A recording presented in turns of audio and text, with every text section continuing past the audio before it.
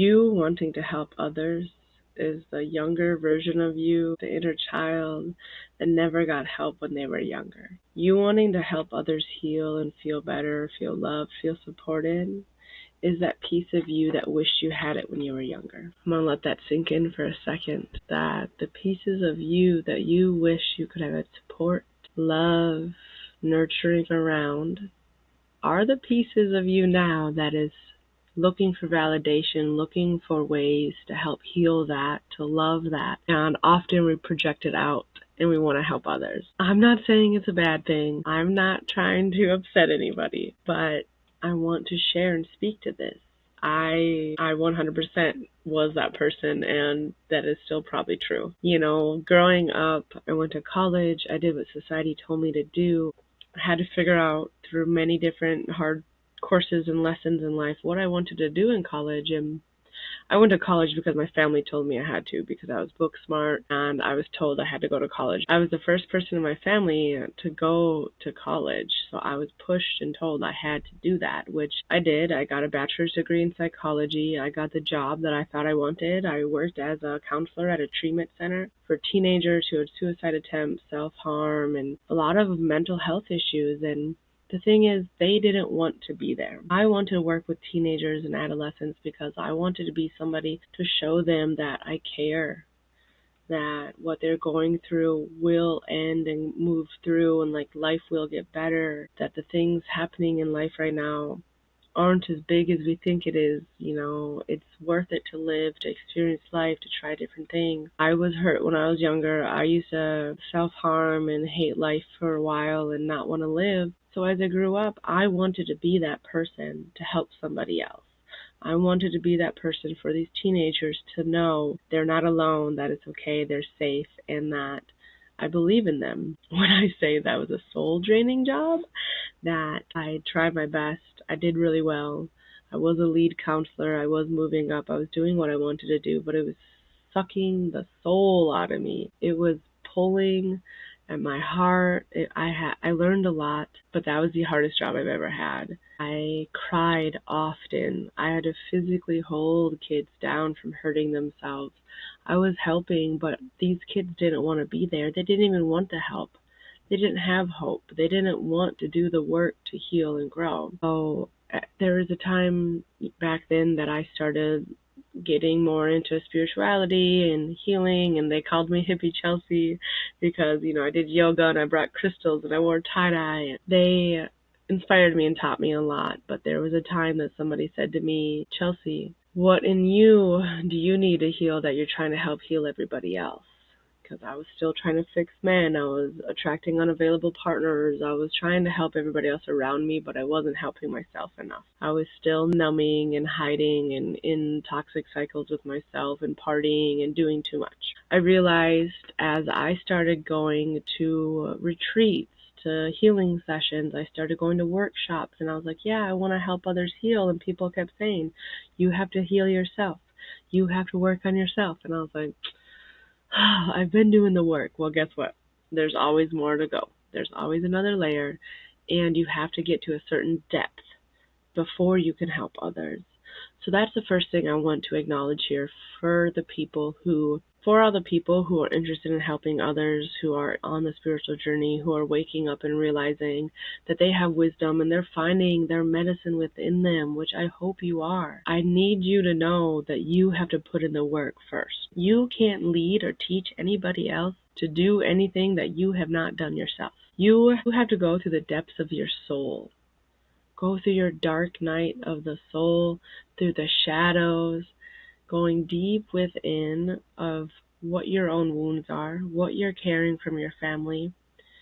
You have to learn what it is that created the pain in you and how to heal that and do it yourself, along with support and the people around you. You have to do the work and put in the time. One of my mentors told me today, she said, put in your time. There's many of us, I know I'm impatient. I know I'm one, that I just want to be there. I just want to help more and more and more. Well, I can only help them to the capacity that I've gone through. And so I've helped hundreds of people. You know, I really am doing it. And even 2 years ago, I just went through a huge dark night of the soul and had to get out of a toxic relationship and up level and step up for with single mom courage to take care of my daughter and choose to be the one to heal these generational cycles and be different in my family.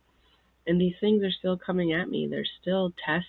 The universe is going to initiate you and test you over and over. When you say, yes, I want to help others, I want to step up, I want to lead, I want to guide, you are going to be initiated in many ways. You are going to go through the fire, the hard stuff, for yourself to learn the lesson, for universe to trust you to see if you are ready to carry this medicine to help the other people. This is a co-creative experience, and you also have to be doing the work and put in the time. It doesn't happen overnight. It's not just a 1 year, a 2 year thing. It's not a online course. It's not just a quick 6 module course. It is continued effort. I'm leading an online course right now. I've been leading many courses, but right now is Reclaim the Fire. I'm helping women reclaim their voice, their strength, their wisdom as medicine carriers, to follow their intuition, their truth, and to share their medicine with the world. And my first module is shadow work. And I go right into it. I'm like, look, you want to do this work? You want to step up as a leader? You want to create sacred spaces? You want to lead women's circles? You're going to be tested. You're going to have initiation. Goddess Kali is going to come in because we work together. She's going to come in and she's going to burn up some stuff in your life. She's going to burn away what there's not room for, where you're not in alignment, the stuff that's weighing you down, the bullshit that you're carrying, the lies you're feeding yourself have to burn away so that you can make space for better, for up-leveling, for sharing, for lifting others up. You can't lift your others up out of the trenches if you haven't gone through them yourself. So I want that to sink in. The trenches, the pain, the wounds that you have are your medicine. They are your wisdom. They are how you learn and show up and share with the world, whether it's a stranger you have a conversation with, healing retreats and circles, online courses, if it's going to therapy, or creating like healing sessions. You can share your medicine with others through simple or big, huge acts and things. It is a mixture. It isn't just one and done. It could be smiling at a stranger, talking to a friend through a hard time. I learned when I was 13 years old that what I went through was to help other people go through this. So, as women, it is our duty to tell story, to share. We are meant to be on this planet to talk, to share, to trust our intuition, to talk about our stories and pass the wisdom on. Storytelling is our superpower. Our wisdom is shared through our stories, through our time together in community, through circles. Search and find the women's circles near you. Come to a full moon ceremony. Go to healing workshops and sessions. Start practicing. Start playing. Start feeling. Start getting out there and seeing what feels good to you, what helps, what works. And have that community so that you can have your healing, your support. Because as you shift, as you lead, as you up level, you need to have your safety net, your people around you. Right now, something that's really big is spider energy. Weave your web. How beautiful spiders weave a web so that their food can come to them. They are creating their manifestations and working on the outside and then coming tightly to the beginning and the middle. And that to me right now is something I'm working with. I used to be so afraid of spiders and hated them growing up. So this is big for me. But spiders let things come to them. They create their dreams and their manifestations and let the world provide it for them. That is a beautiful reminder that I want to put in there, that right now I know I have been creating my web. I've been calling it my soulmate dream clients. My women that are in my tribe, that are ready to step up and serve. When I go and host my retreats, it's not all on me. I have somebody there cooking the food. I have somebody leading yoga. I have somebody leading a workshop. I have other healers doing their part in healing and offering their healing sessions. I have a community. It's not all on me. I'd burn out. I'd get wore out. I'd start having resentment. I have chose to make sure I am healing and sharing and uplifting and inspiring other women to do the work and have hand experience to know what is next and how to do it. I have the people around me. I have my web. I have my community so that I will always be supported and able to move forward. Whenever the ups and downs of life come, I have my community. I have my tools and my steps that I share with others, but I use it myself. I think it's really important that we all acknowledge that we have to have our own time, our community, our people, and our support to be able to do the work. And then you have to get really good at what you do. So you have to show up, you have to share, you have to continue to practice and learn and stay centered in the heart. I need everybody to be grounded and connected to the earth, letting Mother Earth hold you, anchor you, holding you on this planet, while opening up to connect and allow in spirit, source, and guide. Allowing in spirit, source, and our guides to lead us and show us the way. This is a co-creative container. If you want to help heal and help others get through their pain stories, you have to know it's not about you. You have to take your ego out, be rooted to the earth, create the safe space, and be able to hold them while they cry, while they break down, while they scream and yell, and be able to hold not them physically, them spiritually, emotionally, mentally, letting them feel safe enough to let it out, to move through it, and to create lasting changes. Being able to do that doesn't just come overnight. It's experiences, it's hands-on, it's initiation, it's up level after up level that spirit will give to you when you're ready. We cannot rush the process. We cannot push it. We cannot just think, oh, I'm ready, I'm done. No, there's always more. And we have to stay connected to the earth and grounded, like I said, but rooted in our heart, connected to our heart so that we aren't just trying to do it to boost our ego. What is the reasons you want to help people? Is it for you to feel good about yourself, or is it because you truly care and want to see them? You truly care and want to see them thriving and growing. I had the most beautiful experience at my last retreat. Every retreat comes together so beautifully. I led a ceremony from healing the mother wound. My mom was coming that day, and on the phone on her way, she goes, let's do something with mothers, which I was already planning to do that night. But later when she was gone, before I knew if she was coming for sure.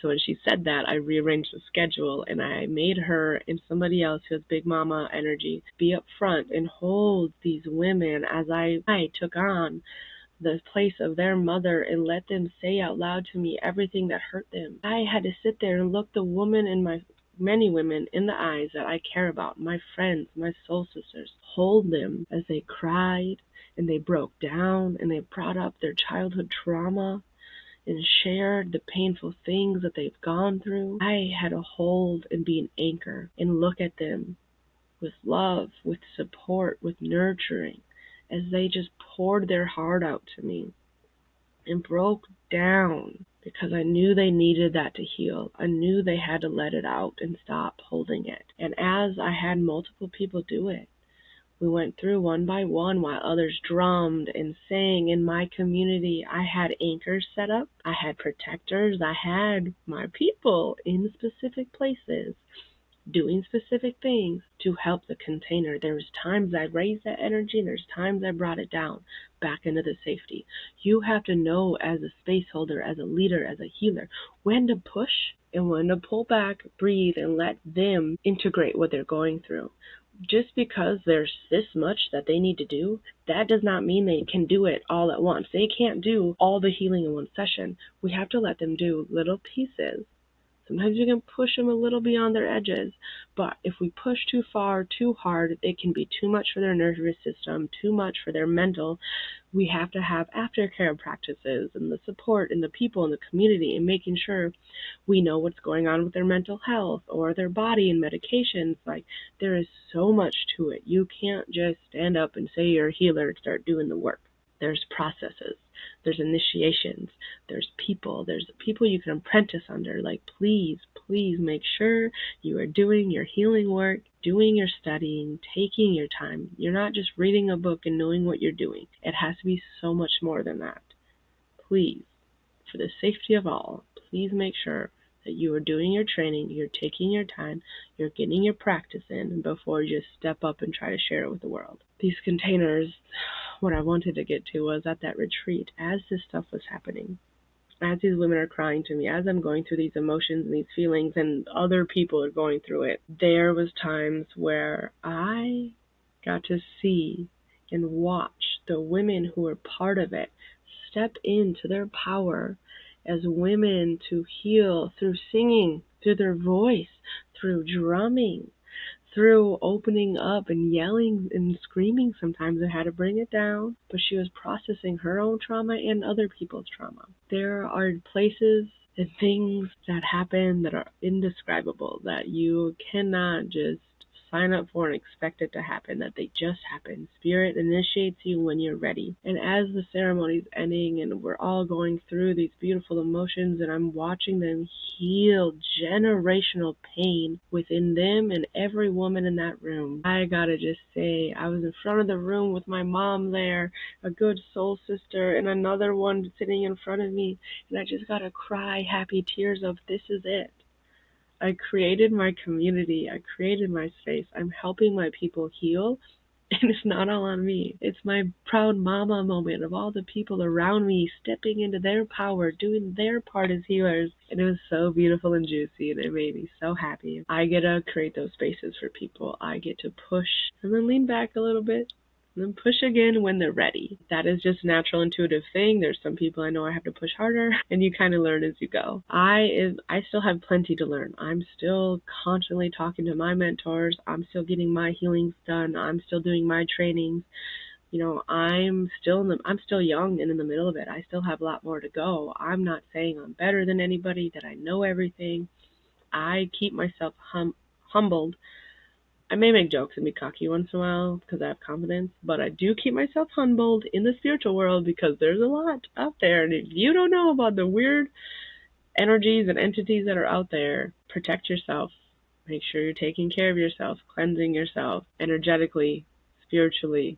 We have to be taking care of ourselves and really know what we're doing before we start doing it on other people. So I just want to come back to you wanting to help others also means there's probably pieces of you that needs a little extra help. I have seen how during this 4-month program, my Reclaim the Fire, the women are going through big transitions, big life things, and thankfully we have the community of each other. It's a really tight group, intimate, just soulful women who share their knowledge and their wisdom and what each woman brings to the container. Their knowledge and everything that they know really makes this group so much more to me. I'm proud of it. I'm grateful for the women who are in it, and that we have the support of each other to push each other, to be there for each other. Being able to show up for each other, for yourselves, and see like, dang, I still have my shadow work to do. I still have my stuff before I can lead or guide or do anything else. I just want to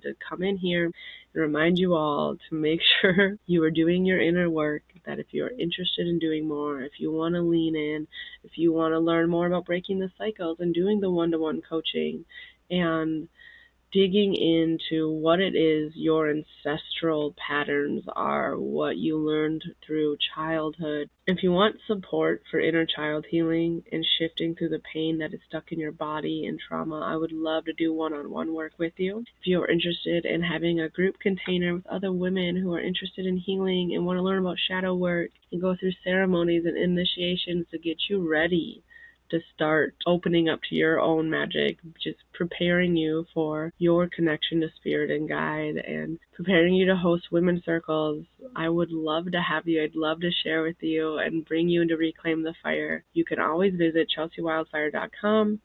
It shares more about my online programs, my retreats, everything I do. I'd love to bring in a couple more women. That is a soul connection. So if you are somebody new here, please reach out. Let's have a conversation. I do have a Reclaim the Fire discovery call that you can follow up with and check. I do have a link on my Reclaim the Fire tab on my website for doing a 30-minute call to get to know me more. It's possible. I'm here to support you. I'm here to push you when you need it, but hold you when you need it too. I love that balance that I have. I hope this resonated with you. I'd love to hear from you. Share it with a friend, tag a friend. I am here for a reason, and I'm excited to keep showing up and sharing and being real with everybody. Thank you.